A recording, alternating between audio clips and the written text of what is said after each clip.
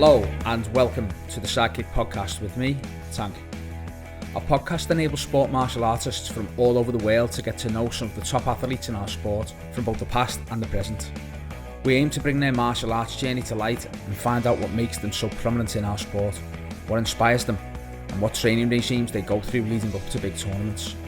As always, if you enjoy our podcast, then let us know through one of our social media pages. Don't forget to subscribe, and if you're listening on YouTube, hit the notifications bell and you'll get notified every time we drop a podcast. Our guest this week is one of the leading female fighters that the UK has ever produced. She is a 5th-degree black belt and multiple world champion, and is a product of the legendary Alfie Lewis's Centre of Excellence, the infamous Lorraine Riley. Okay, so we're on, we're live. Thanks for inviting us into your home, Lorraine, and enabling us to do this. Thank you for having me. No worries. If we can just kick it off with where it all started, how you got into this particular type of martial art. For me, it started in the late 80s, around 89. And it was a friend, my dad's best friend, Andrew John. Rest in peace, he's no longer with us.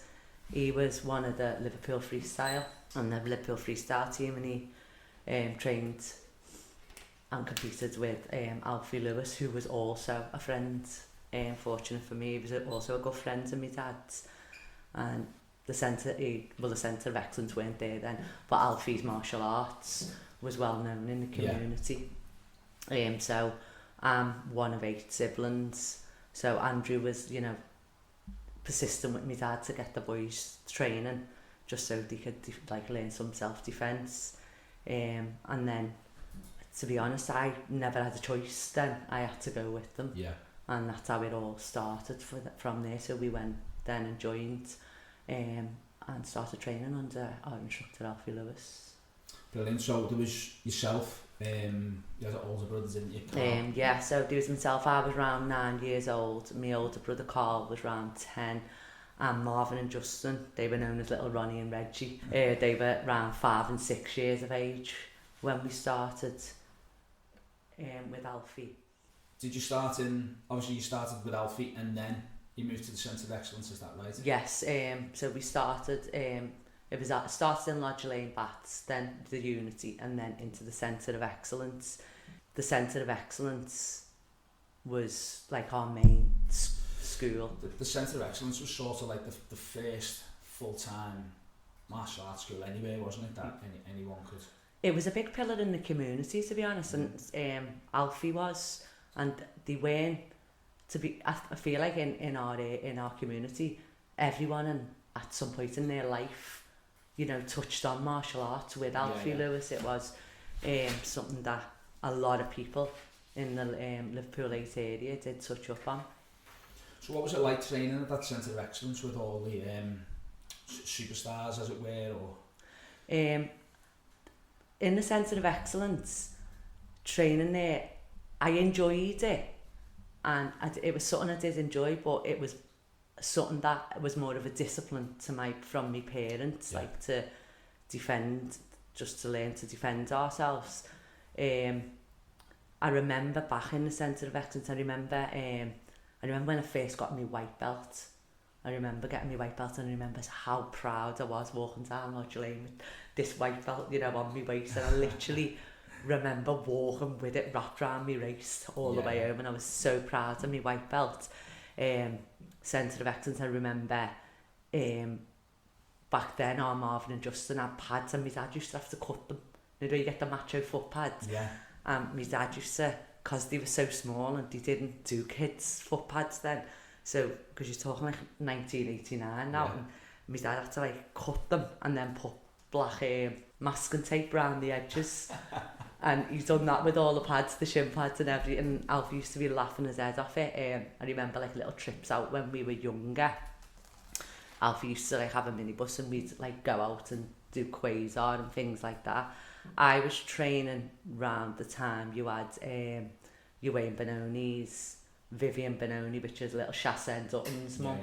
You had Tony Moran, Mark Kelly, Tony Kelly, Peter O'Para, Martin O'Para, Ibby and Absha, Boise, Carl Reynolds, Sam Cole. So they were like, they were our elders. It's something to aspire to, that, isn't it? Yeah, you had Eunice and Nettie today. Yeah. They were the females then. So yeah, so there was a really good generation of like of competitors there then at that point. How long were you training before you were able to compete? I pretty much did start competing straight away. I don't, all my memories are quite the same in the competing lot. When I was competing it was down in Manchester. I don't know if it was FSK's, but it was in Ilmston. And when I remember competing from an early age, but I don't have no. Again, I was there and I competed because my mum and dad wanted us to compete. Yeah. It was later on in my life that I become passionate and competitive in martial arts. But when I was competing, we had Marvin and Justin competing, and my older brother Carl, and that was around the time like in the early 90s now. So that was the time when like I more relate to watching the likes of like Martin O'Parder and Mark Kelly competing. But my competing days, I was young and I had a good few little comps, but I didn't enjoy it, so I don't really recall too much from it. I more recall like my older brother Carl was really small for his age, and Marvin and Justin, they were like, you know, round about 6, 7 then, and I remember them all like being in the same divisions. Like our Carl was small for his age, and I don't know how it worked then, but it was all heights then, wasn't it? Yeah, that makes sense. And I remember like, you know, whoever, you know, would whoop Marvin's butt, you know, our Carl would be there and Justin would be there, you know, so it was like a little round robin kind of thing. The trio. Yeah, but again, my memories are just, as me competing younger then, they just all feel the same. So as you grow older and you're still competing, was there anyone you looked to watch at competitions like that? There was different stages of my life, there was different stages of my martial arts life that I would look at different people. Yeah. So like, you know, obviously early 90s, it was easy to look at like the likes of Eunice, Mark Kelly and that, because I could relate to them because they were from my community and we like our families were all friends. So I was more like watching the older ones, and like watching how they led by example, and that way. I would say round about, I'd say it was round about the 2000s that I become passionate and competitive. Is that when you started noticing that you were more of a persistent winner then?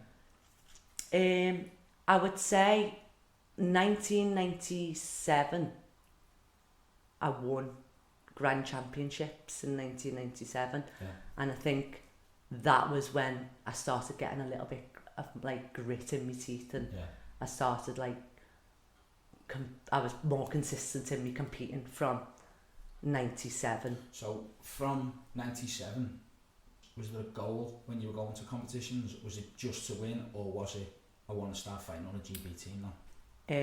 Well, my first experience on the international team was in 96. We went to Amsterdam. I don't recall too much about Amsterdam. I recall my memory of Amsterdam was a team event. We'd done a team event. Will it have been the Dutch Open or something? Yeah, something like that. And at that stage, I'd started training with Senshi then. Yeah. So I'd started training with Senshi round about 95, 96. Okay. I was with Alfie, got my black belt in 1993 with Alfie, and I think about round 94 the school closed, the Liverpool Centre of Excellence. So we moved over to Senshi in about 95, 96. We done 95, sorry, in 96 we done Amsterdam, and we started doing a little bit of competition then, and then we done my first proper into it was the Europeans in 97.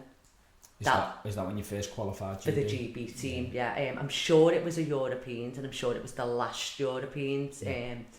And that was in 97, and I remember Paul McBride's little Robbie was, well, I'm saying little because Robbie was little then, Robbie Hughes and Mark Kelly. So that was my first time on the GB squad. I went the Europeans, and I think I just got my ass whooped in the Europeans at that stage. And again, I have only a vivid memory of the Europeans. Do you think that was just because you were ventured into the unknown, and I think my first Wales I went to, I just went and got beaten because I didn't just a little fish in a big pond. Whereas usually I'd be the big fish in the little pond, and I just didn't expect what was there. Do you think that was sort of kind of... Yeah, it was a big event. It felt like a bigger event. It was a lot more going on. Yeah, I do feel that way. And then it got me prepared and on a roll for Canada in 98.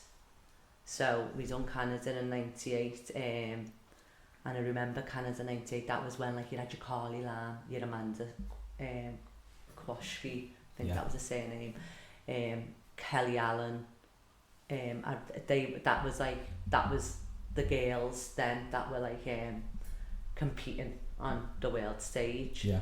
So in Canada 98 was a WKA. I think I got a bronze in Canada, and I think from there that opened my eyes up to being a little bit more, there was more out there to Were you happy with the bronze at the time? I think I probably was at that stage because it was my first proper outing. When I went to the Europeans, I was on my own, so I went with my dad. I was on my own in that way. Where when we went to Canada in 98, I was with Sunshine, I was with our Marvin.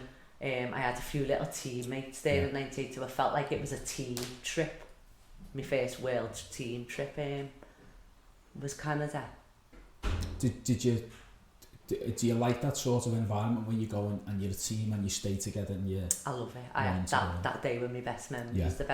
The best memories I have are all with my own teammates. Yeah, I kind of find that the memories I have of World Championships aren't fighting. Yeah. That are the experience around the fighting.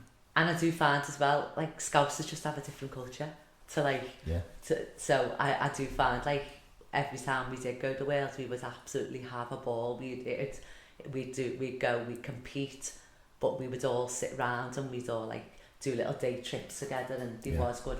They were lifelong memories. That were really good. They were, yeah. So just moving on from your 98 World Championships, where did it go from there? Did you compete 99 as well? Yeah, 99 we done Germany, and that was the year that Robbie Hughes, my brother Marvin, a student of mine as well, Leah, they won the world titles. And 99, me and Lorraine Hughes done the first time. I think we'd done the ladies team then. And that was a really good experience doing the ladies team, because again in Germany I got a bronze. I'm a bronze collector in the world for a short period of time. I got a bronze in Germany, and I remember going on the ladies team, and I remember being really honoured being on the ladies team, because it was in the Canada the year before.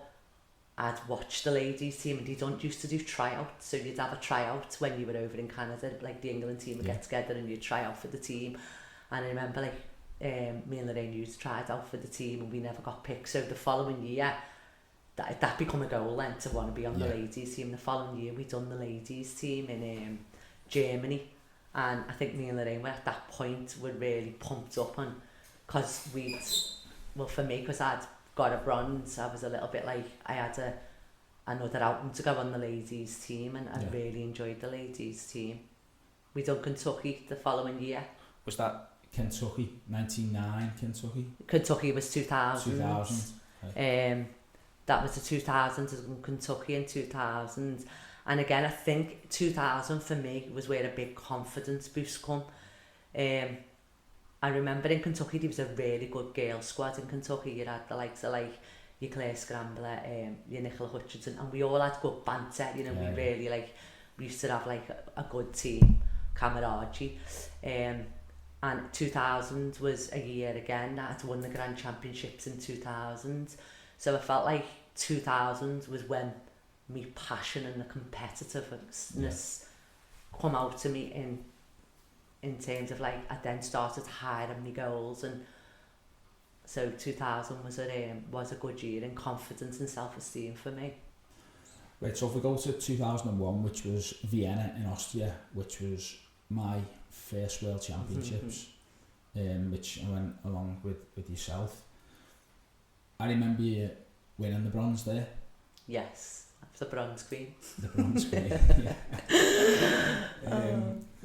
yeah. So I remember you winning the bronze, and it was in a velodrome. So all the mats were down on the floor, and then there was a bike track around the edge, and then the stands. I think I'm right in saying. And it was right next to the Arnold Schwarzenegger Stadium. Okay. I remember all this because it was obviously my first Worlds, and we used to have to get a coach there every morning. It wasn't like now where you basically stay in the complex. The hotel was amazing. I do remember the hotel. Yeah, I do remember the hotel. Because it was opposite the Palace grounds. Yeah, I used to go, so I remember everything. And I always remember your bronze medal. And when you got it, I was like, yes, bronze medal. And you were gutted. And so I think that sort of gave me a little bit of a kick up the arse and saying, you don't want to medal in these places, you want to win. No one comes to medal, you want to come to win. That goes back to our little motto of you don't win silver, you lose gold. Yeah. You can't think, because we have that little motto in our school. I think that getting the bronzes, it was like it was like my nemesis is like getting past the semis. So I got, I was going the world, and my mum and dad and that was so proud I'd get bronzes and that, and I was just like, people who are in the sport don't really understand though, do they? I'd come home like a silver, and mum would go, oh my goodness, that's amazing. Yeah. And I'd have to bite my lip. It's just one of them things. I look back now and I think they were my experience. They have to be for me, my times of me getting my experience at world level of dealing with the pressure, dealing with nerves, putting the correct training in. Because now when I think back to them bronzes, to the elite training I had later on, I actually look back and think I deserve the bronzes because I trained and I had hope and I wanted to win, but at the time I just don't think I had the experience, or any tactics, or I didn't have any knowledge of how to get over the finish line. And that goes back to from 95 to 2001 I was teaching and training, so I was like self-teaching myself. I was not going out in comfort zones. I was training on. Now when I look back, I was training on what I wanted to train on, rather than having structure and So I actually look back at the bronzes and think it was a point in my life where you deserved. That's what you deserved. I went. Yeah. But at the time, you didn't think that. You thought you deserved the gold. But I think that's. That's why if people ever ask me about training, like someone asked me, it was probably about 12 months ago now, they train on their own for World Championships, and I always say at least get a personal trainer, or because 99% of the people, they've got the drive, but sometimes you just need a kick up the arse halfway through. Your teammates are important. They're a massive part what you're achieving in your journey, because if you haven't got the right sparring partners, if you've got your teammates are really a big major factor in where you're going. So it is important to have the right team. And I always say, like, when I look back, I enjoy looking back and seeing what calibre of teammates I have, because they was all champions, my teammates. So I do feel like from 2002 I learned so much, and I feel like I implied that then going forward to becoming and having that champion mindset. After 2001, you went to, was it Italy, 2002? 2002 I was Italy. I actually became pregnant in 2002 to my son Cameron, who's 17 now. In 2002 I did go to Italy, and I went as a coach because I was 6 months pregnant. And I do remember, as I said to you, I felt like my confidence really started to come in 2000. So, and then 2001 was like more when we were starting to move down, south, competing against like some of the more elite fighters down south, because I felt like in the northwest, I felt like for a good few years I'd been successful in the northwest, and I felt like I needed new challenges. So 2000, when I got that confidence of I started going down south a bit more in 2001, and then 2002 I become pregnant with Cameron. So I felt like when I become pregnant with Cameron, I felt like, I'm just now getting out of first gear kind of thing. So we went to Italy, and I went as a coach with my school. Italy was October, wasn't it? Yeah, do you remember the bunk beds? Was you not in Italy? I wasn't in Italy, but I've heard the stories. Yeah, it was like an old... It's like a Colomensi camp. Yeah, dormitories, wasn't it? Yeah, definitely. So in October, you will have been around 6 months pregnant. Yeah.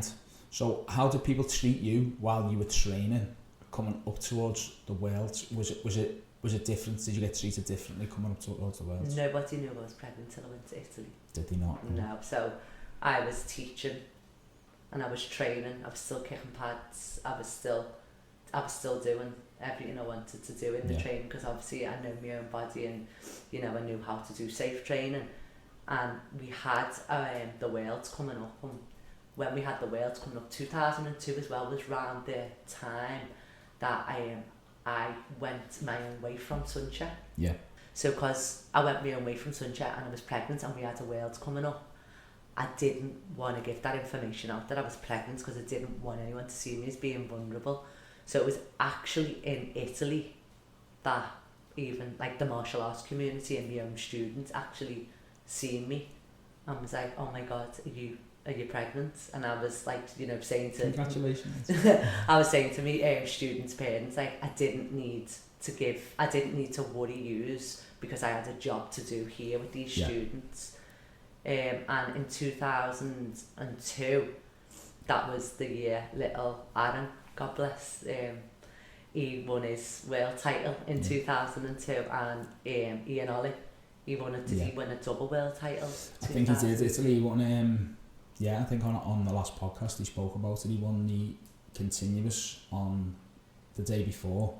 I think he said he had 5 fights and there were 3 rounds, so he'd done 15 rounds the day before, injured himself, and then ended up fighting in the points the day after and winning that as well. I remember that, yeah, because the year before Robbie had won his first men's world title. Yeah, 2001 in Vienna. Again, it sticks in my mind because it was 2 o'clock in the morning when he fought his fight, when he fought his final. And when you think now to how organised... That's how it was back then, wasn't it? When you think how organised World Championships are now, it's absolutely madness. No, yeah, it was. I remember when I won, I had my final, was in 2003, and I remember my final being, it was about 12:30, 1 o'clock in the morning. Yeah. So okay, so let's go to that then, because So you will have had Cameron in January. Yeah. Yeah. So where did you? How did you sort of ease yourself back into fighting then? I had Cameron in the January. I did put that pressure on myself of like get back in, and as well I had loads of people like, you know, saying like, oh, she's finished now, or you know, she's going to be a new heavyweight, and you know, things like that. And it sounded stupid, but I did. I took it like, you know, literal. I took it personal. So because it made it easier though to get back in training, because as I said, it was after Italy in the 2000s when I was 6 months pregnant. That was when I stopped, like once it was out there I was pregnant, that was when I relaxed and enjoyed my pregnancy then. So in the January it was quite easy to slip back in because I felt like I hadn't been out for long. So I had Cameron the 3rd of January, and by the 2nd week in February I was back in my competing. He was 6 weeks old. That's amazing. I got my ass whooped like in the final. Yeah, but that mindset of jumping straight back in at the deep end's amazing. I think for me, I had that grit then, as I said, my passion had started, so that grit was in my teeth. So I didn't want to have a break, or I didn't want to have a rest, because I felt like I'm finally just getting out of that gear. So I was back competing in the February. I do remember it was hard. I remember it was hard getting my core back strong. I remember. It was a hard 6 months of like getting my body back strong. And how did people treat you after that? Because I presume, obviously, you know, people be a bit concerned if you just had a baby and then 6 weeks later you were fighting again. I did remember in one competition, Alfie was back on the competition scene then, and I do remember in one competition, you know, a few, it was at EMA, a few people were coming up saying, you know, don't you think it's a bit soon? And I remember something getting said when I was, you know, by Alfie, sitting with Alfie in a corner, and Alfie was asking me how I felt, and I was like, I feel good, and I'd said to him, like, I feel like I need to just throw myself in the deep end. And it was nice because he reassured me of like, you know, you do you know your own body, listen to your body, just make sure you listen to your body and you do you. And I think giving me that support and giving me that little bit of like, you know, you're doing the right thing and I get your passion, that was what made me then look at the avenue of, now I need Alfie back in my life to get back training and get back. So did you then go back training with Alfie, did you? Yeah, I went back training with Alfie. Then at that point my brother Marvin and Ben was training with Alfie. So they'd previously been training with you at the YMCA? Yeah, so Ben started, because a lot of people think I met Ben through martial arts, and it wasn't. Ben was already my boyfriend. Like, you know, we'd been together since we were kids. Ben was like 13 and I was like 15. So Ben started in the YMCA in 96, as like, he used to come and watch me train. So he started in 96, and then he trained all the way up in the YMCA with like myself until he got to his brown and white belt. And it was round 2001 that Ben went to go and train with Alfie along with my brother Marvin. And it was more, Ben was always a big lad for his age, you know. He was a big lad.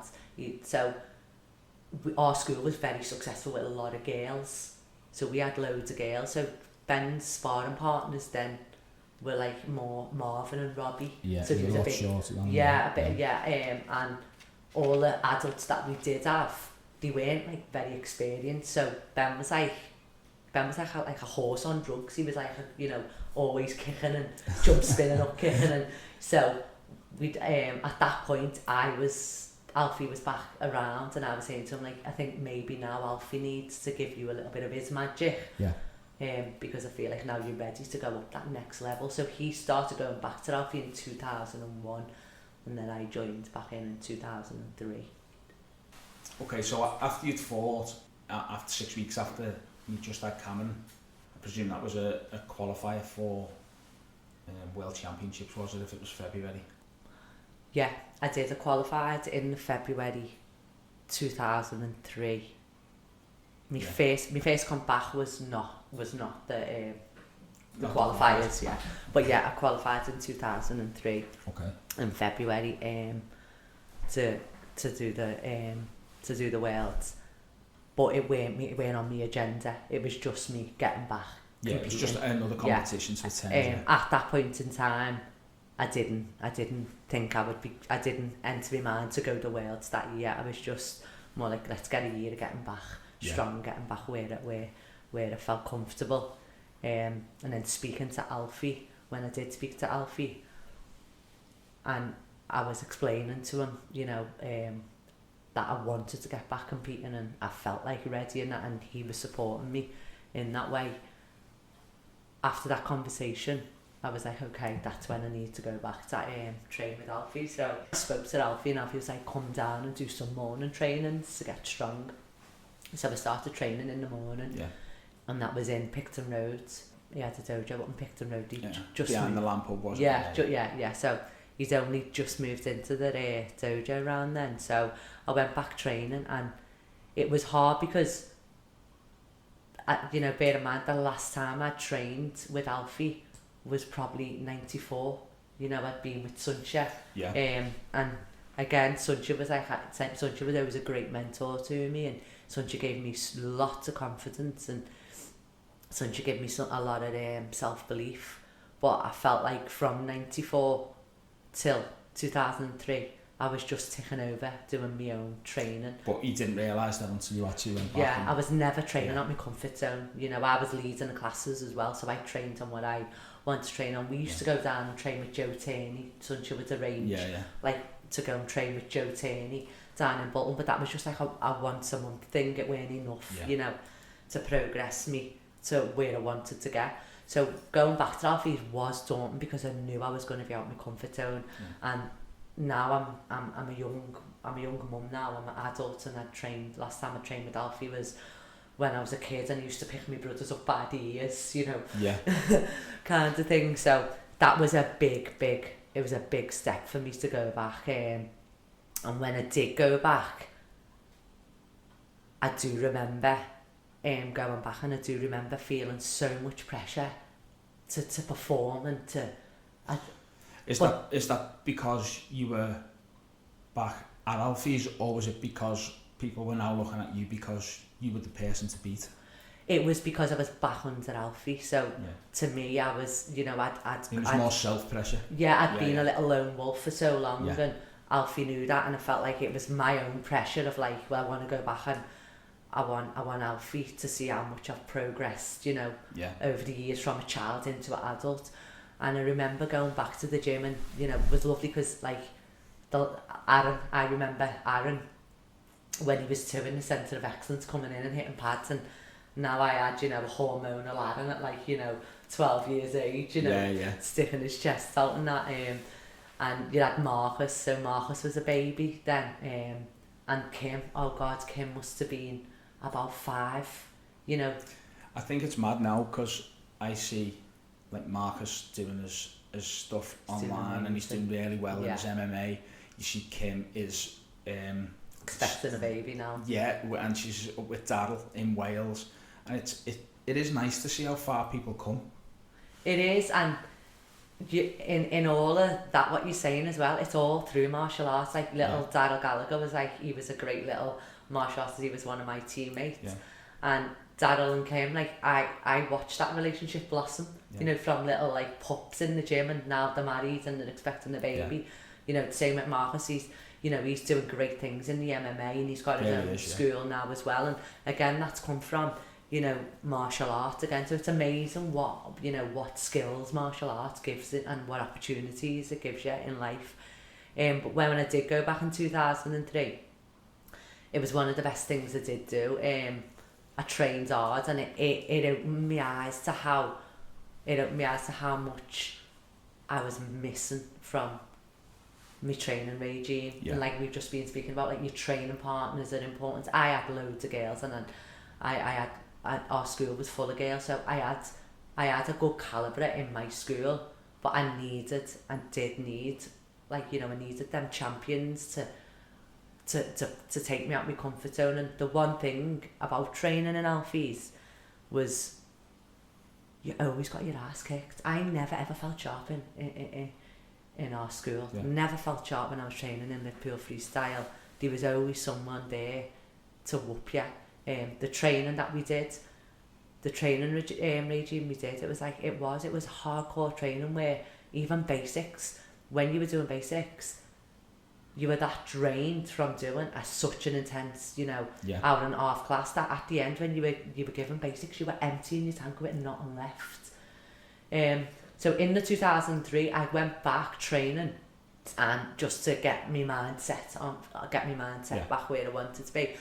And in doing the training, Alfie was doing his world training that year. Yeah. So you had like little Robbie, Aaron, Paul McBride, they were training for the Worlds, and Alfie was just like, well, why not? Why not just go in for it? Yeah. And I'd really committed to the training. Yeah. So we done the Worlds training, and again I'd done the World training at first with no pressure. I was competing.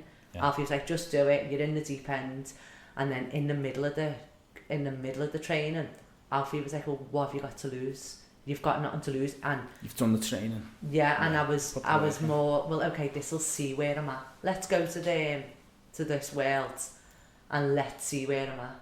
Now, at this point, I'd only ever got a bronze, so I wasn't ever fulfilled with a bronze anyway. Yeah. So, I never in my wildest dreams went over there with the confidence of, I'm going to win this. It was only when I was there that fire come, because it was when I was there and I was relaxing and chilling out, and we'd had a few days rest over there. It made me look back at how hard I trained, and it was actually being there that made me just think, do you know what? I've trained my backside off. And at that point we'd start training at 5 o'clock in the morning. Yeah. We'd do a 5-mile run round Bolton, then we'd go to the gym, and we'd be in the gym till like about 7:30, and at that point we'd be doing, we have benches. Every time I see a bench now, I actually have nightmares. we'd do a bench, and we'd do face off on the benches. Now face off is when you're doing bungee jumps over like a bouncy ball. Yeah. left right over the bench, side on. Now when we were doing the world training, my teammates are all champion mindset as athletes. Yeah. So face off was like, no one would drop off. No one wanted to be the weakest link. So face-offs would go on, and you'd be on like 300 ski jumps, and you'd be just like, oh please, someone drop off, whoever you were challenging. Yeah. So the world training at that point, we were doing jump spin and up kicks. We would be in one round 100 jump spin and up kicks, and no stopping, non-stop. You'd have to go alternative left right. We had stairs in the gym. We used to be just running up and down these stairs for 3 minutes. I just remember how gruesome.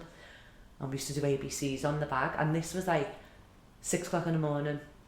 And then we'd come back at 11.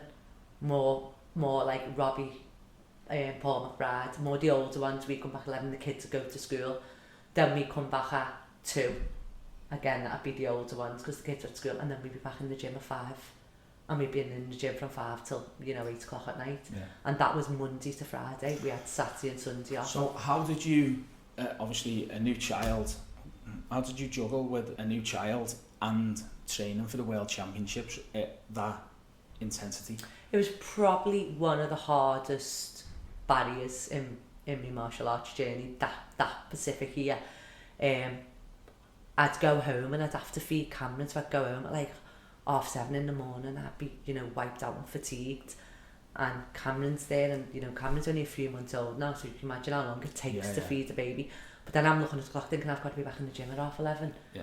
So it was like there was loads of times, even there'd be times like, I didn't drive at that point as well, but the gym was right round the corner, so there'd be times that I'd get in the car to Robbie and I'd just burst out crying, and I'd be saying to Robbie, I'm getting smashed up and down the gym by such and such, who I'd usually have no problems with, and I'd like be in the car, crying to Robbie, saying and he'd be like, lol, it's all part of it, don't worry about it, I've been there, done it.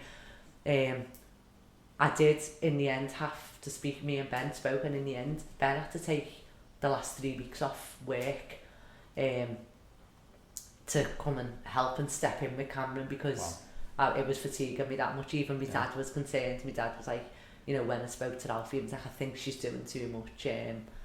I think like you need to tell her, like, you know, to you know, just to take her foot off the gas. And Alfie was just like, no, I'm watching her. I know what I'm doing with her, and she's where she needs to be. So don't be worrying about it. And you know, he was right, because that's all about your peaking, isn't it?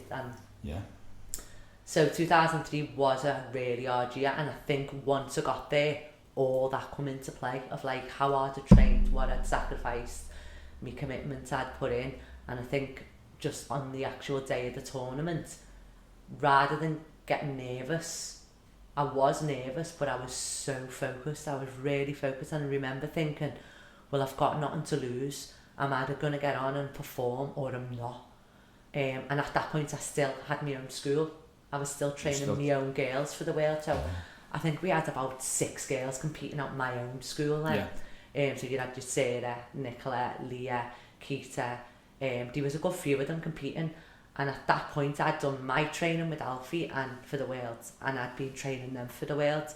The beauty with that was, whatever I was lacking or whatever I wasn't stronger in throughout that day training with Alfie, I was able to go back to my own gym and implement it into my training structure for my girls and drill over it again and drill over it again.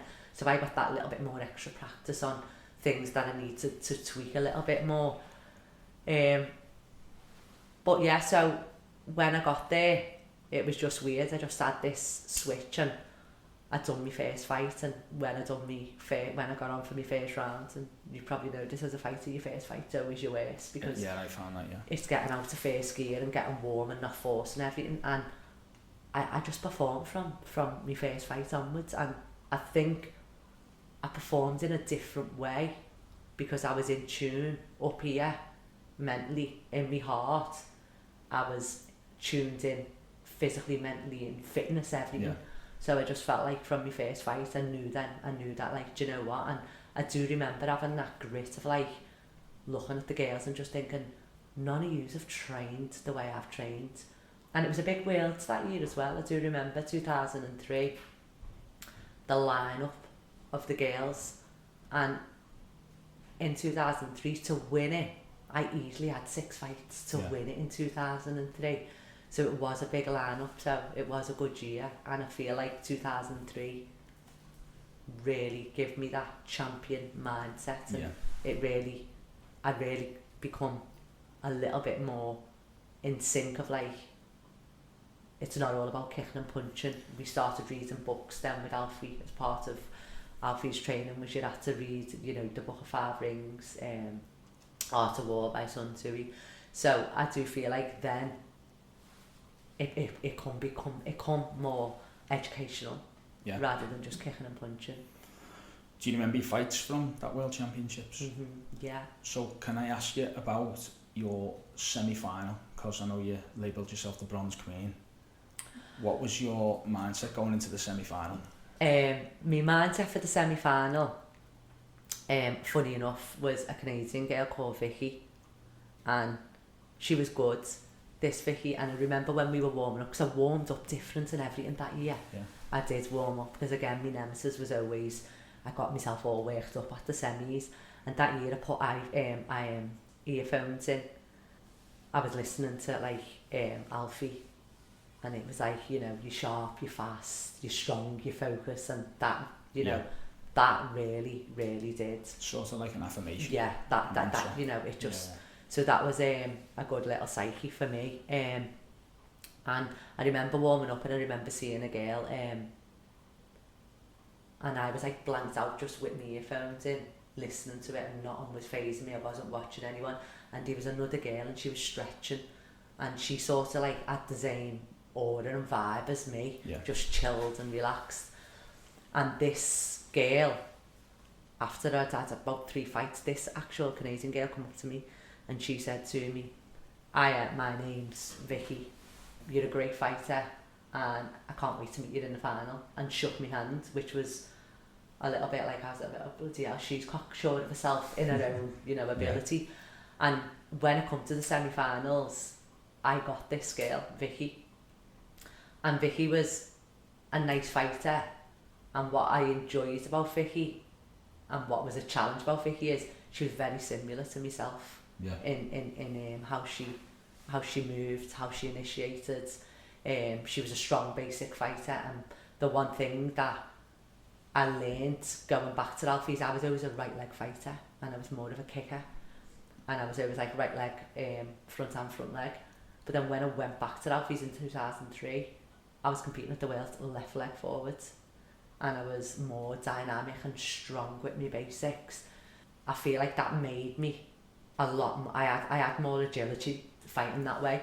And this, when I fought Vicky in the semis, I'm sweating now because it's semis, but then when I seen it was her, I was absolutely fine, because that conversation she had earlier, she'd give me too much respect in it. Do you think she was trying to psych you out type of thing? No, I generally, because we've had like psych out games and that, I genuinely believe that she just was, at the time of the event, was watching the area, and I just genuinely believe she'd sussed out who was gonna, you know, give her good fights. You know, I do genuinely believe she sussed that out, because again, I do believe in 2003, I do believe every performance I did, every stage of the round, I honestly believe that I performed.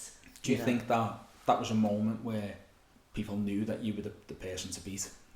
For me, I probably felt it was after that, because then I was going to the Worlds as the reigning world champion. Yeah. So that gave me that little bit of, you know, swag of like, you know, if anyone going to a World is in the ladies division, they need to do the homework to give, you know, who the top. And there's no homework, because there's no videos of you fighting anywhere at all. Well, I know you have your own videos, but there's just absolutely nothing out there. This is, you know, a few people have asked me this, and you need to understand, back then there wasn't really any social media the way it is now, and you know, people now, everyone, like, you know, socialise through social media, and you know everyone's business through social media now. Back then people had to talk to each other.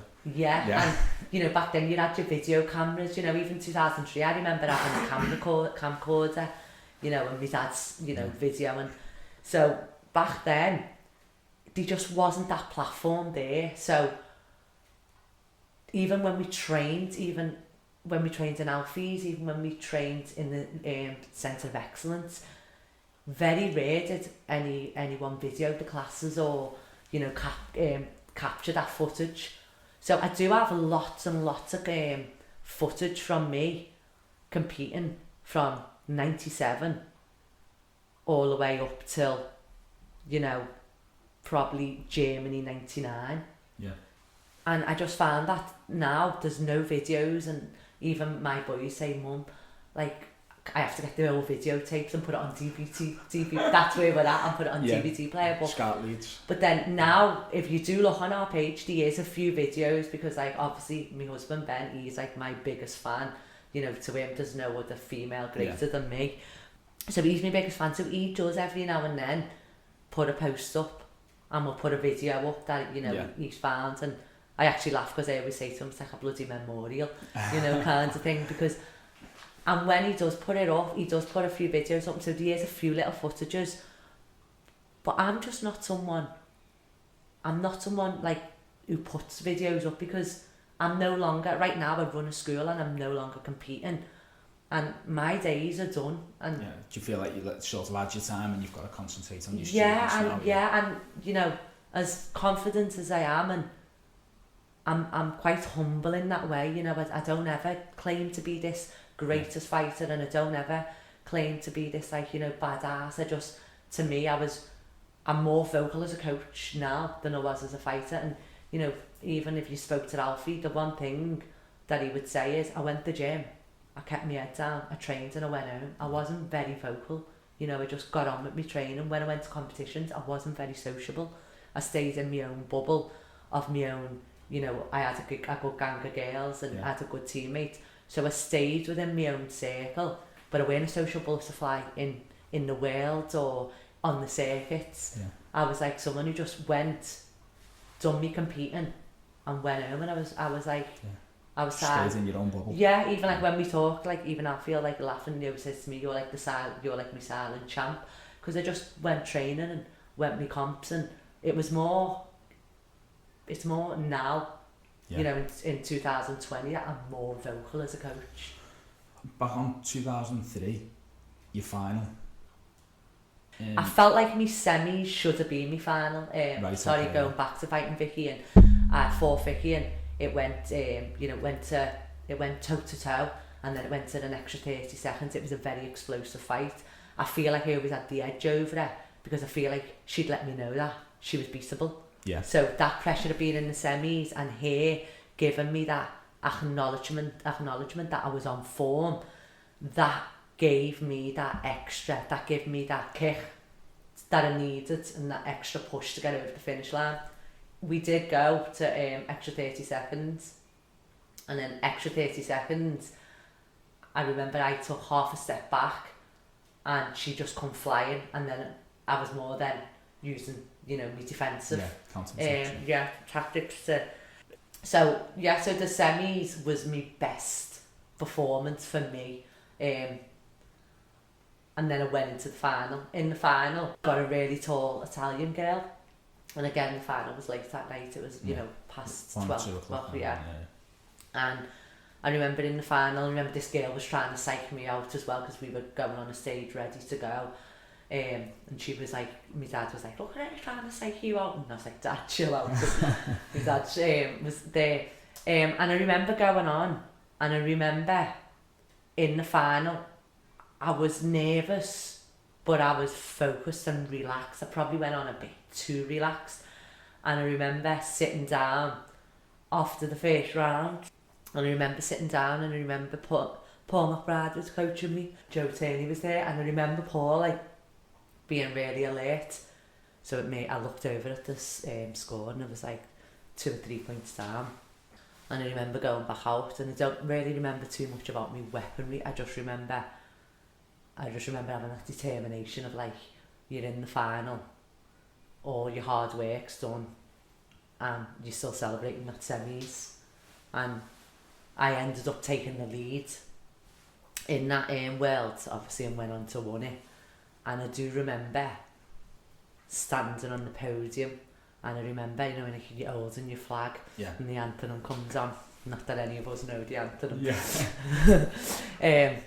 I remember holding the flag, and I remember thinking, I remember realising then, this is all I've dreamed of. This is all I've dreamed about, this actual moment. So I feel like the 2003, I feel like from there, I just felt like I knew how to get over the finish line. I felt like Alfie had given me the tools, the mindset, the training, team to get me over the finishing line. And I actually realised then that this is how champions train, and if I want to be a champion, this is how I've got to continue training. The way you talk about Alfie, obviously we know how everyone holds him in such high regards, but what would you say was his greatest attribute as an instructor? I think his greatest attribute as an instructor is he knows how to create a champion. So I feel like with Alfie, you don't have to have great skills. I feel like Alfie can make an ordinary fighter, like, you know, a really great fighter. I think Alfie's got that magic of like knowing what works for them and getting into the psyche. He knows how to switch them on. He's got that mindset of like, you know, you will win. There's a way through it. And I just feel like he's got the training and the tools to just get them to be where they want to be if they're willing to work hard for it. Yeah. And in 2003, it was nice because I'd done that big training regime with Paul McBride, Little Aaron and Robbie. And it was nice because I'd done it one the year before. Yeah. And then obviously this following year, it was Paul McBride, myself and Robbie. That one, so for me, again, it was another special moment because I'd seen Robbie's blood, sweat and tears, and I'd seen Paul's blood, sweat and tears, and Nikita was one of my students at the time who'd been with me from a baby. And I seen her blood, sweat and tears because my training regime had gone up a level, so obviously as an instructor, hers had, and she won. So it was, and another student of mine, Sarah, got a silver medal. So it was a really good year because I felt like the people that really put all the work in, I felt like connected to them. So when they won, it was like you'd won. Yeah, a big victory. Okay, so you won 2003. You then went on and won 2004 as well. Is that right?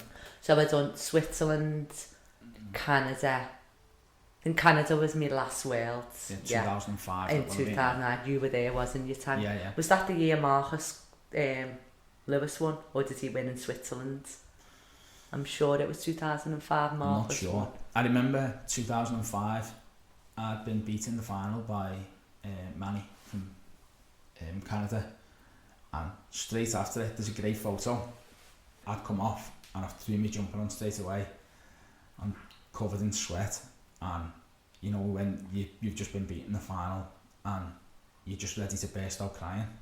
And Marcus has come over and said, "Can I have a picture?" And he's just stood next to me, and I think it was Donald Lewis took the picture, and you can just see him I just don't want to be there. And Marcus is just like dead happy with like his thumb up, and I just thought, like when I look back at the picture now, it's funny, and you know, you've got emotions connected to it. Yeah, at the time I was thinking, oh my god, I don't want to be here. I think that was one of the hardest things as well, because with me running my own school as well, when I didn't perform, you couldn't be vulnerable, you couldn't let your mask slip. So there would be times, and I think it was the same when you were nervous as well, you had to contain it. But like you've just said, and you're saying, like, you come off and you just want to cry. I remember them times, because I remember them times even being 29, you know, I remember them times, like. But yeah, I've done my training with you in 2005. Oh yeah, you trained with us for Canada, didn't you, in Kensington? So Sarah Benjamin, we were speaking about it before, and you had gone to the hospital with her. I've done me prelims in the day, and we come back. I'd only had a bronze medal like previously.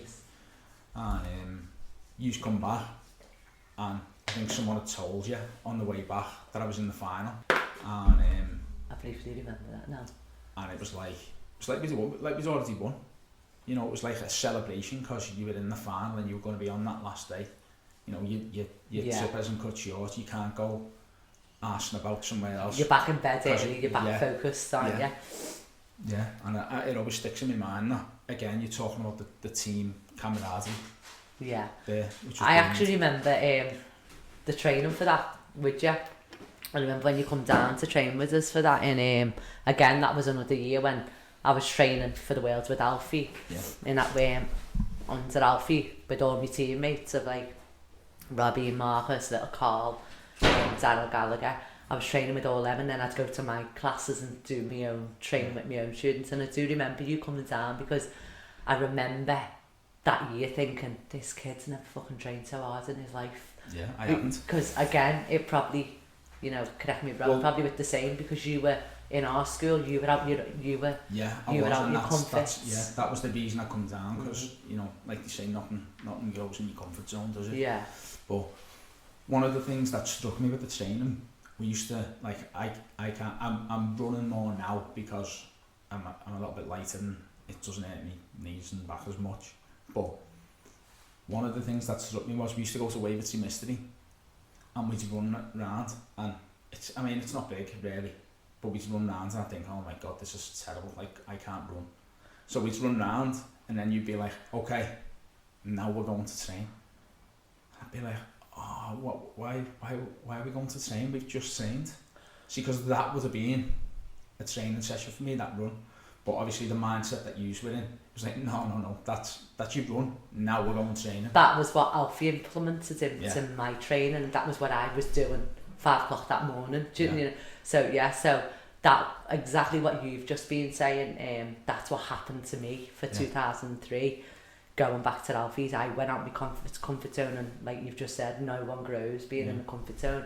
And the worst, I wouldn't say the worst, the best thing, maybe at the time I'd think it was the worst, but the best thing now when I look back is every training session, whether it didn't have to be a world, every training session with Alfie, you were out your comfort zone. Yeah. You didn't know what he was going to throw at you. The school was just full of so many talented, hungry martial artists.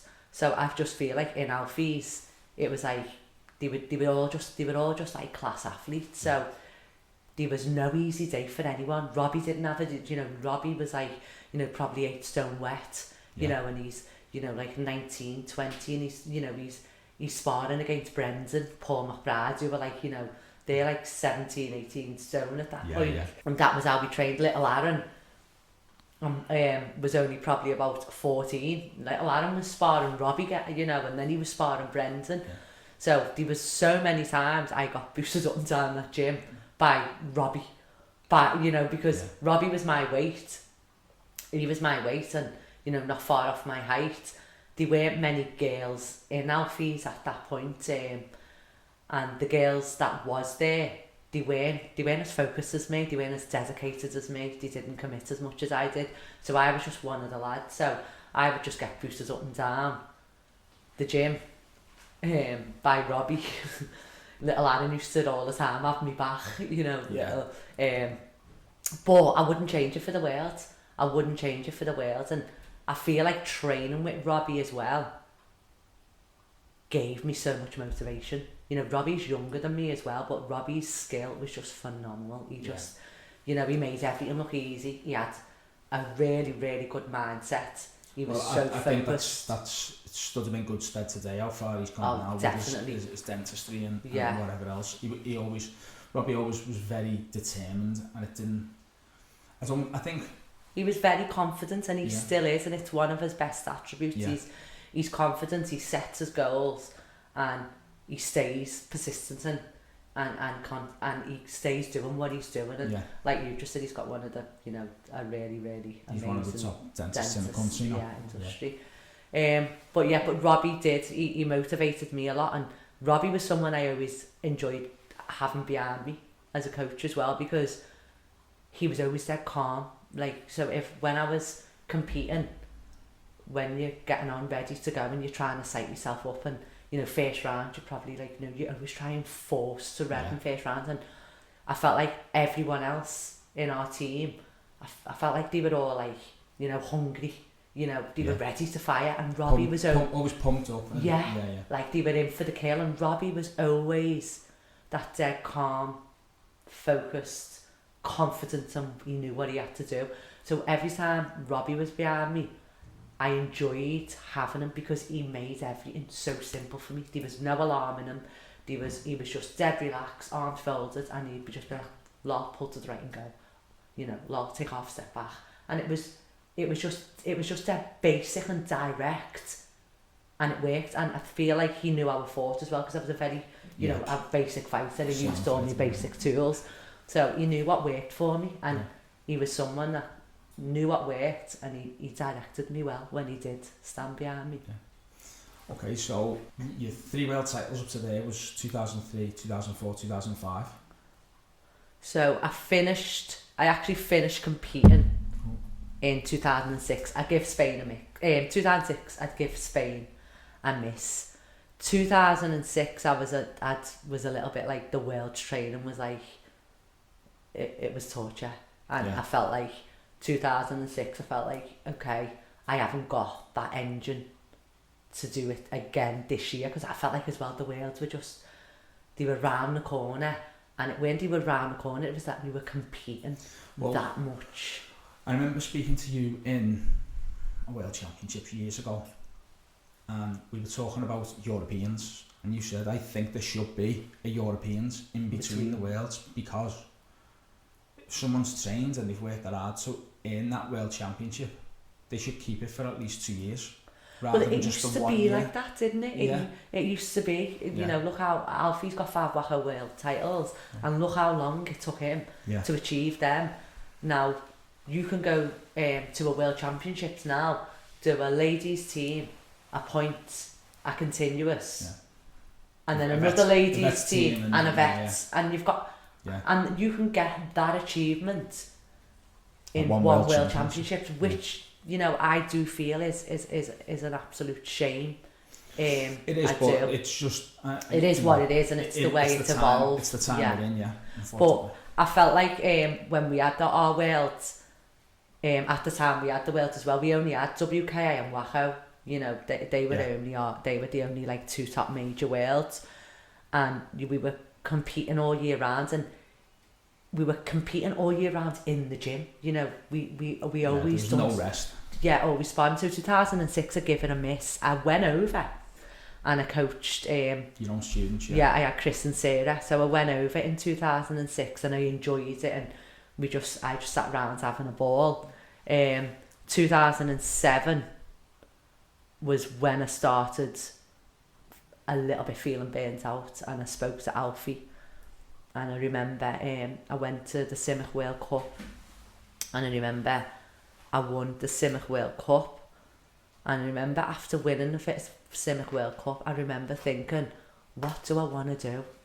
I've got my world titles, I've fought everyone I want to compete against, and I just remember thinking, I don't know where I want to go from here, because I don't know what I'm training for now. I really don't know what I'm training for.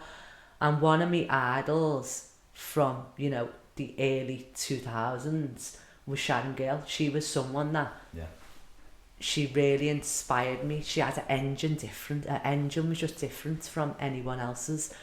And even when I didn't come across Sharon Gill very often, because she was down south and I was northwest, and it was like round about 2001 I started going down south a little bit more, and I remember she was someone who really made me go to the gym to train that little bit early, and she made me work on sharpening all my tools, and it wasn't necessarily because I had it in me teeth to go and hunt and beat Sharon Gill. She just inspired me as an athlete. You know, everything about her, the way, you know, I just thought she was like just a really world-class athlete. Professional athlete. And Sharon Gill was also someone you didn't see her floating around the arenas. No. She was always focused and composed, and again she trained from a child with the same team, and I feel like she had the same relationship with her teammates as what I had with mine. You know, they were all as one. So when I finished in the 2007, that was my last. I'd done the Simac. I remember sitting to Alfie and just saying, like, I feel like I want a little bit of a rest. By this stage, I'm a 4th dan. I've done British, I've done the Europeans. There was like various different Europeans going on. You had like the Wuma Europeans and that. And I'd done the WK World. So I decided, I spoke to Alfie, and I was still training, still ticking over, still committing to training. But I decided I was going to have a little bit of a rest. And then in 2008, I become pregnant with my son Kyle. Yeah, who's now 10. And I remember when I was pregnant with Kyle, I remember actually thinking, that's just answered me. It's just answered, you know. Yeah, it's come at the right time. Yeah. So, and I remember the minute I found out I was pregnant with Kyle, I think I found out when I was 4 weeks pregnant, and by 9 weeks pregnant, I'd decided that's it now. Yeah, I'm not gonna. And I think with Kyle as well, I wanted to enjoy the pregnancy. You know, at this stage, Cameron's now, you know, 5. Cameron's been sitting on the benches in all these training sessions. Getting dragged to comps up and down the comps. Well, to be lucky for me, I was always fortunate. You never ever seen Cameron at a comp. I was fortunate that my mum and dad were absolutely, they were, you know what, I couldn't have asked for a better parents when it come to the martial art.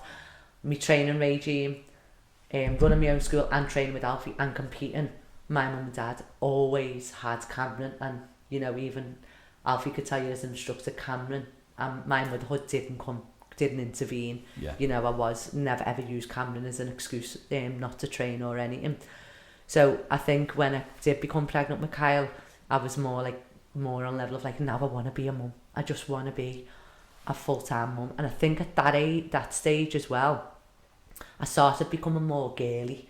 You know, I was always a tomboy, and I was always in trackies and proper tomboy. And I feel like I started becoming a little bit more feminine, more girly then. So so I just, by 2008, I was done, and I was like, okay, I'm going to be a mum. I want to enjoy motherhood. I want to enjoy, you know, spending time at home. And I did that, and I literally stopped training. Even my school, I was literally to Ben, I don't want to have a time limit to go back. I want to take my time, having the baby and getting back into shape when I want. Yeah, if you want to come back for a couple of days and I didn't. So in 2008, I actually become pregnant with Kyle, and I actually took a step back from all of it, my school, and Ben actually stepped in 2008 and was like, I don't want you to close your school. And at that point he was like, you know, your school's been running now for like, you know, a while, and I'd been running it independently since 2000 without Sunshine. So Ben took over, and he took over the school till I'd say about 2010 was when I like jumped back in. I didn't miss it. I didn't get twitchy feet. Why did you jump back in then? To get back in shape. I think I got to, Kyle must have been about 6 months old, and I was, you know, at that time I think I was still like, you know, carrying a little bit of baby weight, and I'd enjoyed it, and then I was a little bit like, okay, I've never been this heavy, because I'd always been like under, you know, 50 keys. So I just literally was like, okay, I'm going to get back training just to lose weight. And I did. I started training then. I went back to the school where Ben was teaching then. And I do remember, like, there was quite a lot of new faces, and it was more quite a lot of male. Yeah. Because it was always like quite female dominated, my school. And there was quite a lot of males there then. And at this point as well, a lot of other females that were at my school had also, you know, gone through the chapter and motherhood kind of thing. And I just started dipping my feet back in then in 2010. Started training, keeping fit. And then I started concentrating on getting the school back up and running, and Ben started competing then, because in all the time as well, from I had Cameron, Ben was always staying at home when it come to the Worlds, I think training to look after Cam, because I was always defending. I remember you saying that because you were defending, Ben was just like, listen, you're defending now. And it was like, and you know, he was itching to get out there, so it was actually nice when Kyle was born. It was actually nice then for me to come back in and start teaching a bit more and letting Ben, you know, do a little bit more focusing on his own training. At this time, Ben was still training with Alfie as well, and Ben was still going to, you know, doing his comps, and that Ben hadn't had a break at this point. Then the school started growing again, and I think then I sort of got back into my coaching role. So how did you grow from a part-time school to your full-time Senshi Academy you've got now? I think the school started growing because I found the kids started to want to compete again in the school. So I would say in about 2012-13, I'd say more 13, we started going back on the circuits. The WKC come around then, because it was always the WKC come, and we done the Ireland in 2014. I actually fought on the ladies team in 2014 as well, and we done Ireland in 2014, and I feel like that magic come back then. Yeah, and you got the hunger again. My students, it was a lot of my students' first time, because it was a new generation of students now. Yeah. So, and they were all young as well. They were all like, junior schools. Yeah. And I felt like my students had experienced the world for the first time in Ireland in the WKC 2014. So I felt they got that magic, that we used to get when you go your first world. And Alfie used to always say to me, you'll regret it. When I did say to Alfie, I'm done, he did say to me, I promise you'll regret it. And I was always like, I won't. And I didn't. And then it was more around 2014 when I fought on the teams. I then missed that pump. I missed that team camaraderie. And we used to, if you remember, we used to go to Canada and that, we used to go around all the haunted houses. And we was that, it was that chilling round and having a ball, all that was back. And it was back there. And again, it was with my own circle again. Yeah. So that more made me back into being more competitive as a coach. It put me back into a fighter's mindset when I was coaching. Yeah. We done 2015, we done the USA with the WKC. Which was Florida, wasn't it? Yeah, in Florida. Again, I done the ladies team, I done the individuals, and I done the vets. And I think that elaborated from 2014, me fighting on the ladies team, because that was just a last minute decision, me fighting on the ladies team. But you won that. Yeah, you won the ladies team. Yeah, we went on to win that, and it was nice because we had Morgan, Gaynor Morgan. Yeah. Sorry, was on the ladies team. My student Nikita, she'd come back training at this stage because she's had a big gap, and she'd come back as an adult now. So in the US, going to USA, that had opened that door to do that. So going to America, I was okay from doing the ladies teams where I hadn't competed for nearly 10 years at that point. I'd done I was obviously going to carry on and continue on the ladies team to defend it, and I was always apprehensive about doing the vets, but I did know, if I'm honest with you, going to America, I did know that I was testing myself fighting in the individuals. Yeah. It being a long time out, it was again going back to dealing with pressure of the nerves, being a good gap. And I done the individuals, the team and the vets. I won the vets. I got me ass whooped in the individuals first fight. Yeah. Again, that nemesis come back of like trying to get out of first gear first fight, and I actually got a kicker first fight. And it's been a good while where I've had a kicker and I struggled with a kicker. That year was my first year that Cameron, my son, was on the team as well. I then done the teams. I got Gina Thornton in the teams. Yeah. I remember that. Well, great the fight with Gina Thornton, that's the only fight I could find with it, and that's because I knew. The fight where I got whooped as well. Yeah, you did get beat, but it was the only fight I knew that I could find, because it was like 3 hours into day 5 of sport martial arts things on a certain mat, and I didn't know whereabouts it was, so I had to like skip through like every couple of minutes seeing about where it was, but that was the only fight I could find yet. I didn't enjoy USA whatsoever. No. There's no excuses. I turned up and I didn't perform. That's the top and bottom line of it. In the vets division, I don't feel challenged.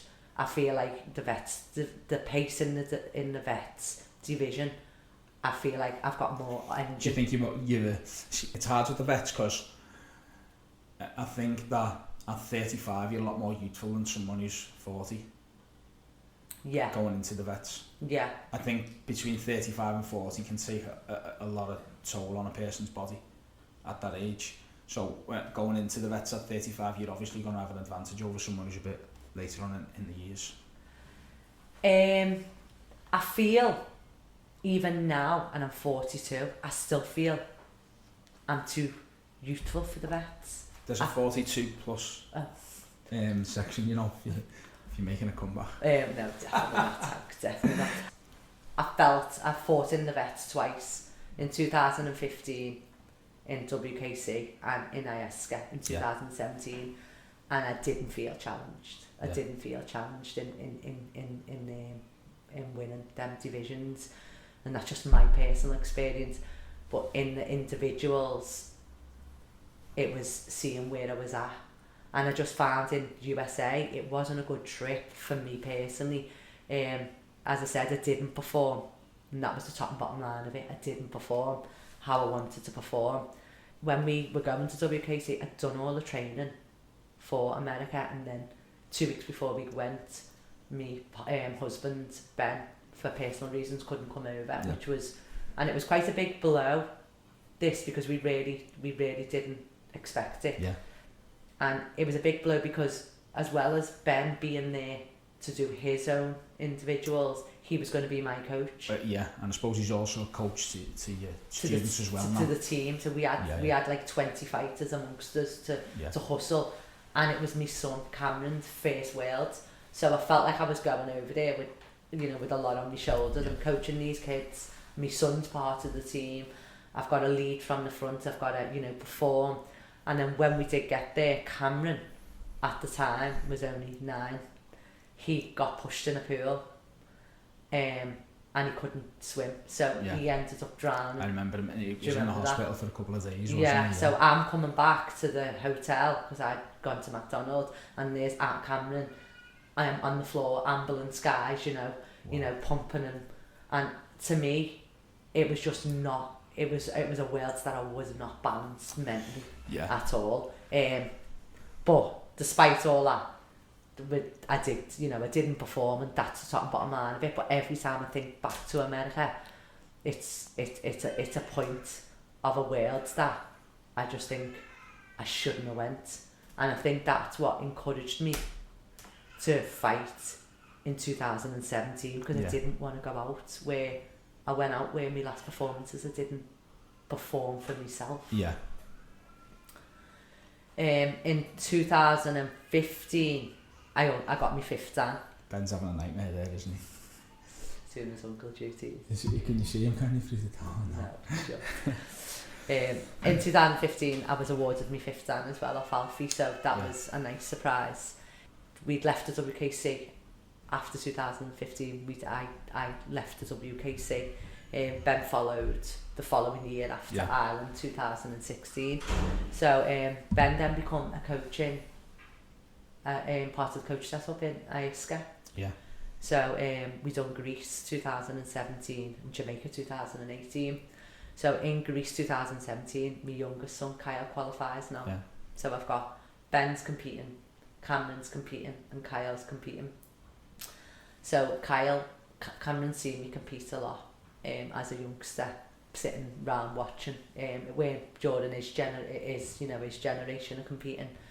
It was when he was younger. So Kyle speaks to me, and we're sitting down having our tea, and Kyle goes, "Mum, I want to speak to you about something." And he said, "I want you to fight this year with me, my dad, and Cameron." Oh no. And I was like a little bit and he was like and at me as well, I'm thinking 2015, I'm still thinking about my performance there that I'm not happy with, and I was like, "No, I'm done now, son." And he was like, "Well, I've never ever seen you fight. I've never seen you compete. It's not fair." When I competed in Ireland on the women's team in 2014, Cameron wasn't obviously there. He wasn't on the squads by then. So when I'd gone in 2015, it was just me and Cameron. So now it's 2017, it's Kyle's turn and his dad's competing. So that pressure was a little bit there, and I was like, do you know what? I felt like it was a good challenge, and it would be a great memory for my son. But I just knew that I had to make sure that I was mentally switched on. Yeah. So we done the training for it, and I tried to take that pressure off myself of like, we'll see. Yeah. But obviously I was doing the World's training with the guys, and I took the lead in the World's training in 2017 for Greece because Ben was competing and Ben wanted to, keep his own energy. So we done all the World's training. I did, train like I was going to compete, but without that pressure of when I got there, if I didn't feel like I wanted to do it, I wouldn't. And I was still humming and hawing, flying over there. And in the end, we got to weigh in, and when we got to weigh-in, I was like, Why not? And I just stood on the scales and was like, okay, let's go for it. So I done the individuals, and I done the vets again in Greece. And I more wanted to do it because I was more thinking, okay, one more road trip, but this time as a family. And it was lovely because Ben, who's my husband, he went on to win his world title, and he actually's on the vets as well. And Cameron, my son, won his first world title, and Kyle, unfortunately, God love him, got a silver. Oh. But it was bittersweet, but he got a silver because he got beat by his own teammate, which was one of my students, little Ben. Yeah. So it was, it was one of them. He had to get over it. So it was a really, really great world for me as a family achievement. Was that one that the one that you signed off on? Definitely, because I was watching, I was sitting there looking at me two boys in the England suits that, as a kid I'd always been honoured to wear. And then I was like watching my kids compete, and I was being that mum and that coach, where you get that nervous energy for a mum. Yeah. So obviously Kyle's gone on and won his world title now. Yes, Kyle won in 2018. 18, Jamaica. No, 19, sorry. 19. He got again beat in the final in Jamaica, Kyle. Yeah. So Kyle's gone on and won his world title. So when you think back, you have yourself, Ben, you have your two boys, Kyle and Cameron, but you've also got your brother Justin, you've got your brother Marvin, all world champions in the sport. I can't think of anywhere else in the world where a family's sort of dominated and been so successful in their chosen sport. I think that's what me overall achievement is like looking at me boys and knowing, I look at me boys now and know that champion mindset and that work rate has been implemented into their structure in their life. And again, as you probably know, with your own career, it's not all about kicking and punching, it's about life skills, it's about that champion mindset takes you everywhere in your journey in life. So like now my son Cameron's 17 and he's like doing his A-levels to be a lawyer. Kyle, unfortunately at this point, has the dream to being a footballer or a rapper. I'm sure that'll change. I've got one of them as well, I'm sure that'll change, but so it does give that grit. So I am proud of that structure that my mum and dad gave to me and my siblings, that I've passed it down to my own children. Okay, so if we move on now to your from your fighting to your schools, or to your school that you run, Senshi Academy, you always had a very good female squad, a very good female squad predominantly, and always took more female fighters away than male fighters often. So do you think that was because you were a female instructor, or was it just a coincidence at the time? No, I do feel like it was because I was a female instructor, and again, a lot of it goes back to our community, so I feel like when I was competing, I feel like there was an era where martial arts become quite popular, and I feel like martial arts, a lot of people did dip in and dip out of martial arts, and I feel like because I was a female instructor and it was in the community, I feel like a lot of the girls coming, like we were speaking about, they got loads of experience from it. They were travelling, they were staying off the streets, and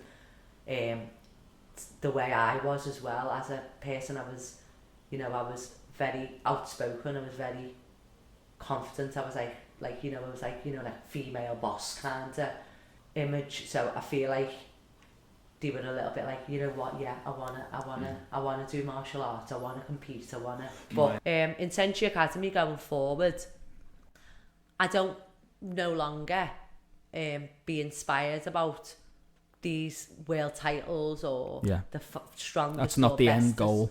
No, it's not the end goal. Now I actually wanna just teach good martial art. I want a creditable, successful martial arts school, which I feel like I'm on the right path of achieving. And in doing that, I want to help people. I want children and young adults. I want them to always look back and go, do you know what?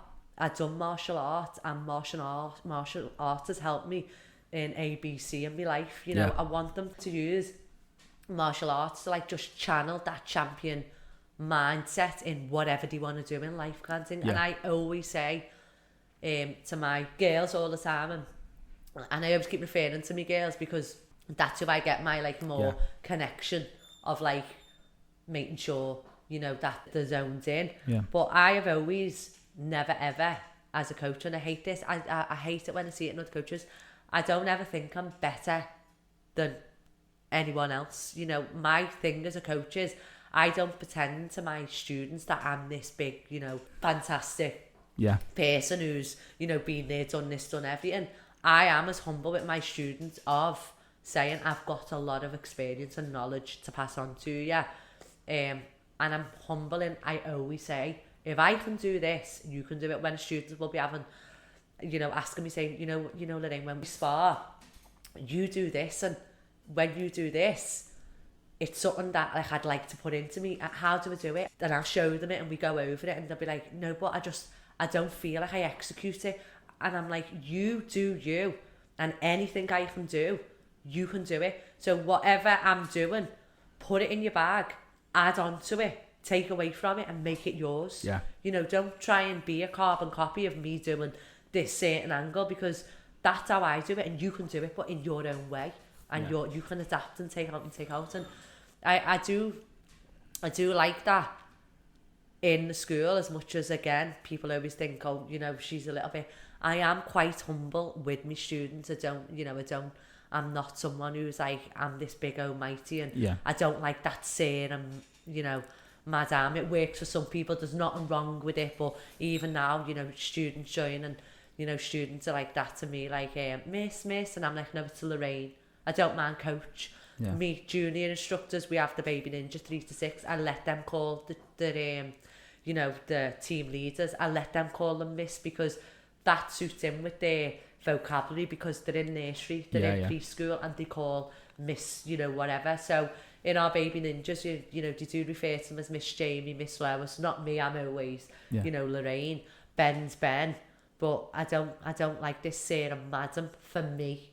I like it. I hear other students do it to other instructors, and I like it. I call my instructor Alfie, you know, he's my coach. I call him Alfie. Other people call him Sir. I'm very comfortable calling him my coach and my mentor, because that's what he is. I don't feel like Sir or Mister's gonna put any more shrine on you know, on what he's impacted. So I don't like all that, but it's for everyone. It is. I just don't personally like it for me and where we're going forward. So, Senshi Academy, did you bring any of your friends in, or was it just people used to turn up? No, there was none of my friends. Because I know that you're still in contact with a few of them now, that you... Carol. Mainly Carol. I think Carol was more Marvin and Justin's friend when we were younger, because Carol's a good few years younger than me. I think Carol's only just turned 36. I think Carol while she was training and I was an instructor, back in, like, you know, the 90s, late 90s and early 2000s, she wasn't my friend. It was always an instructor and student relationship. It was actually when Carol turned 18 and she herself become a mother, and she had a son, Camille. I had already at that point had Cameron, and Cameron was like, you know, there's a 12 months between Cameron and Camille, Carol's son. So I think motherhood brought our friendship together again, because we were in the same community, and so that's where our friendship blossomed from there. Do you feel like you're treated differently in martial arts being a woman? Definitely. As a coach, not as a fighter, as a competitor. Again, I always say I was quite quiet as a competitor, and I didn't really mingle, and I didn't really have many conversations. But I feel as an instructor, I feel like as an adult, it has opened my eyes up to how sexist the martial arts world is. Yeah. Even down to, give you a quick example, like I can put a post up on Facebook and how many people will go, yes Ben, good, From the Senshi Academy page. From the Senshi Academy page, I will put a post up that will be something everyone in the martial arts community may relate to it. And if you see any posts like that now, it's quite a continuous thing that happens. If you read a post, it'll always be, well said Ben, that's true that Ben, great insight Ben. It was my birthday the other day, and how many people there's a picture, of me, most times students putting pictures up of, and a picture with me, and so you can clearly see the post before is happy birthday Lorraine, and there'll be so many people that will post something and say happy birthday bro, hope you have a good one bro. If I reply to a message or the inbox, it's Ben all the time. So I do find that I've noticed that a lot. I don't know whether that is because when we do go to competitions, Ben's more he's more approachable, he's more of a social butterfly than me, because I'm still, when I go to competitions, still very private. I'm still quite a little bit reserved, I'm very vocal when it comes to coaching and kicking off, but I'm still very reserved anyway when I come to competition, and who I spend my time with, where Ben's nature is, Ben's a lot more approachable. So I don't know whether that's just because in competitions Ben spends a lot more.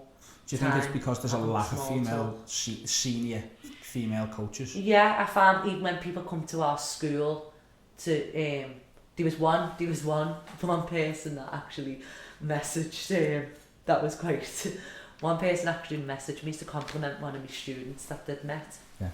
And they would message to say, just want to say that, I've met one of your students and, they're a great athlete, and I'd, replied back saying, thank you very much, they're a nice character, worked hard, blah, blah, blah, blah. And I signed it off as, like, warm regards to Lorraine.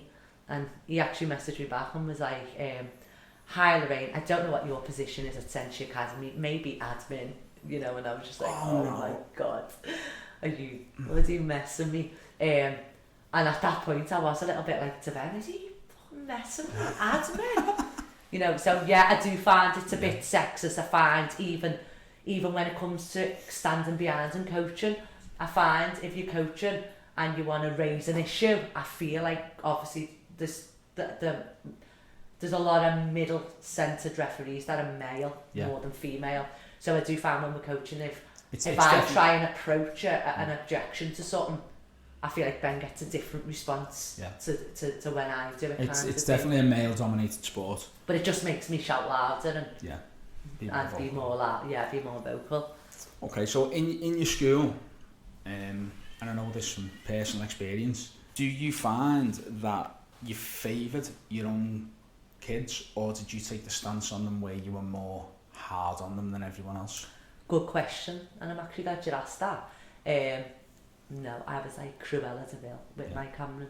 I look back and think of how much of a hard time Cameron had to his peers that he trained with, and Cameron literally he got the worst. He got the worst end to me, Cameron, definitely. I learned that quite quickly, and I've changed it with Kyle, and I found it took me a while to identify that when we go to competitions, Cameron never has a mum or a dad there, he always has a coach. And I identified that maybe when Cameron was maybe about 12, that's how I identified that, like, these kids were coming off and they were getting that hug or that reassurance, or my Cameron would come off and be crying in the toilet and I wouldn't have time. That would be a burden to me, because I had 3 kids ready to go on mats and fight. So in the gym as well, easily lose my temper more with Cameron, with, like, my vocabulary with him would be completely different to my students. I try and keep that in now, especially obviously now he's a young man. And I find with Kyle, I've identified that, and with Kyle I made sure that I give more praise than I do critique. Yeah. And I feel when I speak to Cameron about it, about his own experience in the martial arts journey, which was a nice eye-opener for me. He actually said to me, "Mum, you don't understand the pressure I had. I was always known as your son." Yeah. He said, "and you always had like a feisty little swag to you." He said, "and I just couldn't compete with having not only you and my dad, but my uncles." He said, "so I always went to a competition and I always felt like I was always disappointing you or letting you down." And as a parent now, it's quite hard to hear it and not see and know that I failed to recognise that. So he's got a swag now though, hasn't he? Oh, I don't really learn about his box. He's got, you know, he's an absolutely beautiful kid, Cameron. Such a lovely kid, very intelligent. But he's got that tenacity in him, which I'd never take away out of him. He needs that in life to survive. And I do believe in the martial arts world as well, you have to have an ego. You have to have an ego in the martial arts world to be a competitor. Lucky for me, I'm now a coach and I've dropped that ego. But I have started to see, you know, Cameron's little bit of like warrior in him, you know, and as much as a bit of it, I think, it's not, I don't rein it in on him. Yeah. Because he's representing my school, and but as much as I want to rein it in, it's a part of me that I'm like, no, I'm You've not. got to learn to. I've got to let that beast. And what I did learn having Cameron, it made me appreciate and respect how much family time got took away from Alfie, giving his time to us. And that was one of the things as a coach I really, really have gratitude for. I have a lot of gratitude that I'm in the same situation of Alfie with his two sons right now. Alfie had two boys. They probably felt the pressure.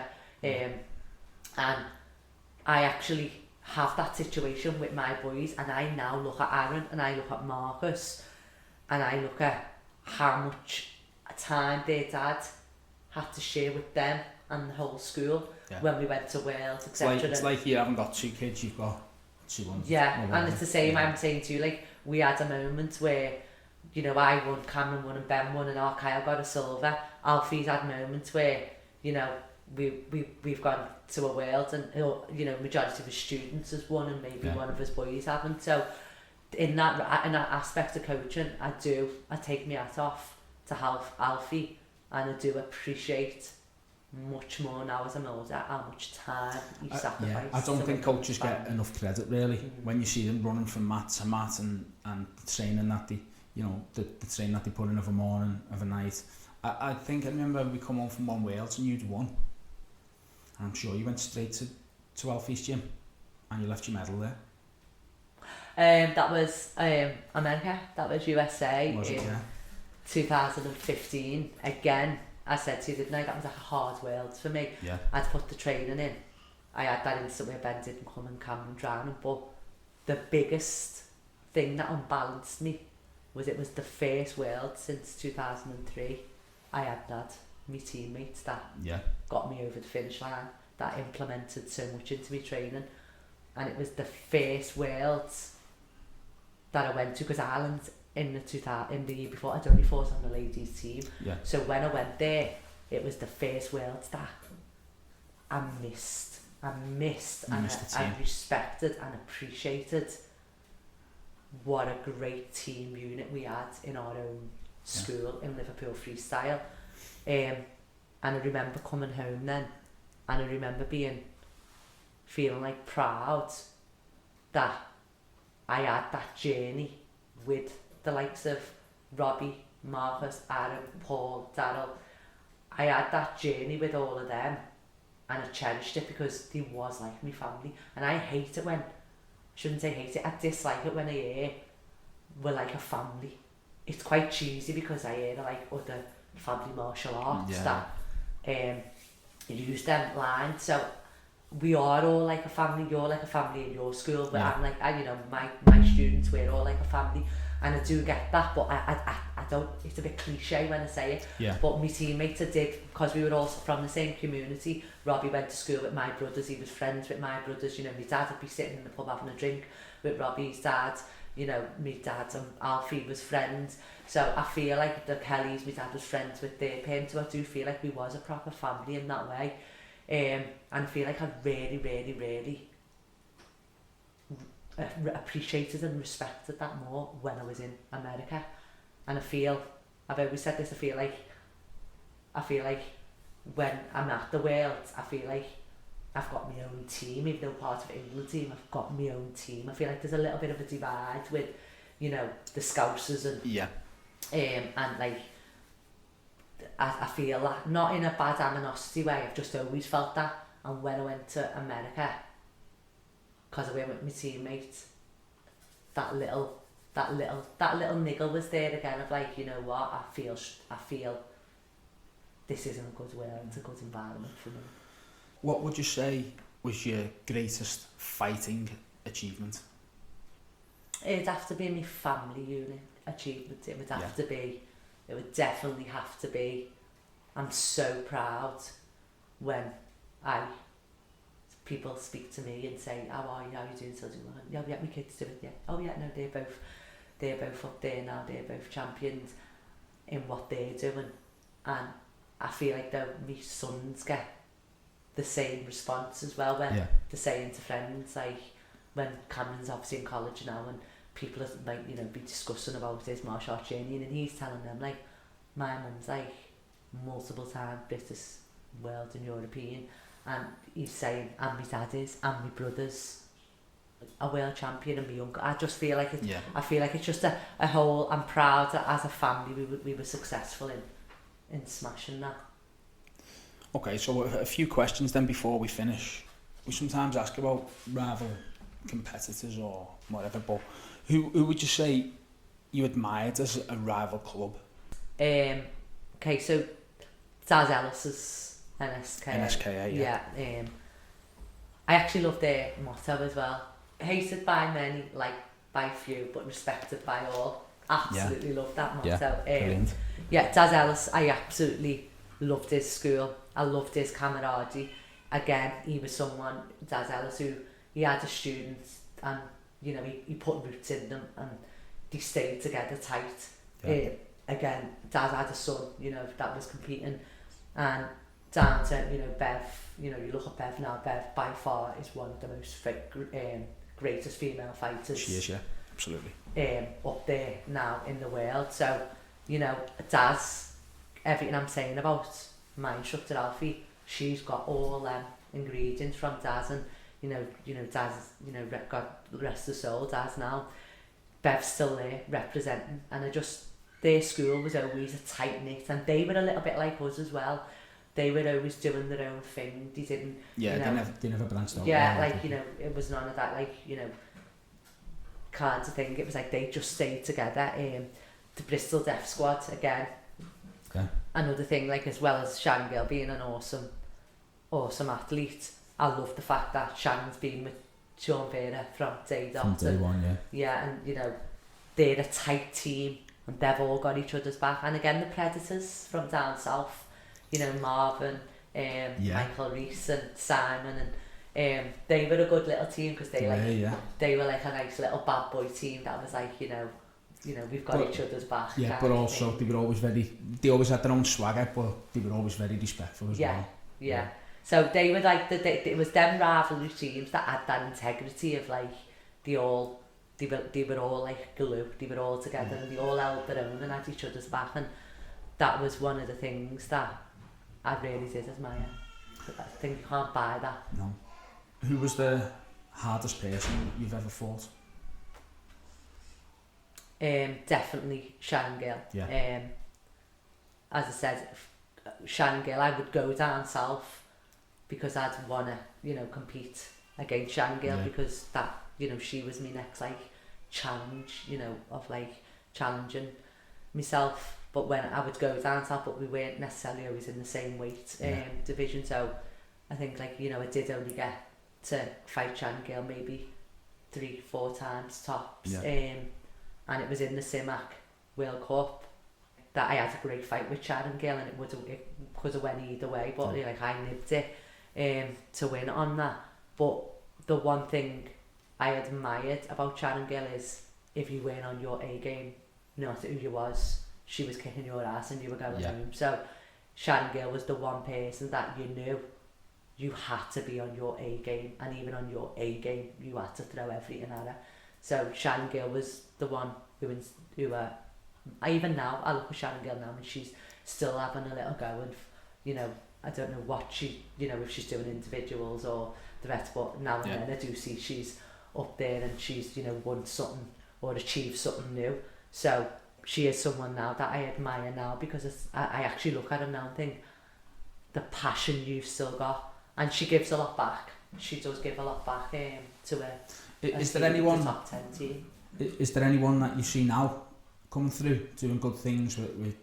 Funny enough, because I have a little browse now, because I've got a good few girls coming through myself now, so I like to have a little like see what's out there. Yeah, you know, see what the competition is out there and that. And there's a young girl now, Molly Cooper. Okay, yeah, she fights Owen King, doesn't she? Yeah, out of Owen King. And I've watched only recently as well a good few of her videos, and I love the tenacity and the ferociousness she has. She does continuous endpoints, and you always have someone who's a strong continuous fighter and a strong point fighter. I very rarely see someone who's, you know, who excels at both. I always prefer them in one avenue, and I've watched it in continuous, and she's just smooth and slick, and I watch it in point, and I she's got amazing legs. She does damage with her legs. I enjoy watching her. She's got that little bit of like ferociousness when she's scoring, and I like that she knows she's good. She knows she's good, and she's a little bit like, I've watched one of the videos the other way where she drops someone and she just looks at them and like have that, you know, trot over to a stance kind of thing. So yeah, she's one of the upcoming ones that I've seen just stepped into the ladies that I'm really excited to see how well she does. I think she's got lots of potential to go all the way, and you know, as well, Sharon Ryan. She's moved over to boxing, but I've been watching her like the last few years. I think what I admire about Sharon Ryan as well is she's absolutely a great sweeper. I've seen a good few sweeps where she executes some beautiful sweeps off some kickers. So yeah, I think they're the girls that I look at, and I think they've got that little bit more. Natasha Baldwin. Up in Scotland, Wolfpack from Wolfpack. Yeah. I think again, what these girls all have in common is it's the attitude. It's that little bit of tenacity that they have on the mat. And again, I feel, as I always say, you have to have an ego to be successful. And I feel like they on the mat have that tenacity of like, you're not doing that to me. That's that fire that I like. I like that fire in them. Good. So finally, just to finish off, have you got any regrets? Is there anything that you think you should have done or shouldn't have done, or whatever else? I think me regret is back to what Alfie did say to me. I think I was 29 hitting 30 when I stopped competing, and now when I look back, I actually realised I was actually then ready to hit my peak. That was your prime, yeah? Yeah, I was then. So I do honestly feel that I maybe stopped competing maybe 3 years too soon, but at that time of making the decision, obviously I was pregnant, I didn't go back because I felt burnt out. Yeah. And I wish if I could go back and speak to that younger me then, I'd maybe put my foot back off my backside and be like, get back out there and finish what you started.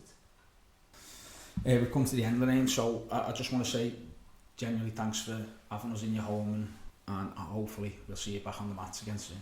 I don't think you will, well, thank you for having me, but now you'll see my fighters on the mat representing Senshi Academy.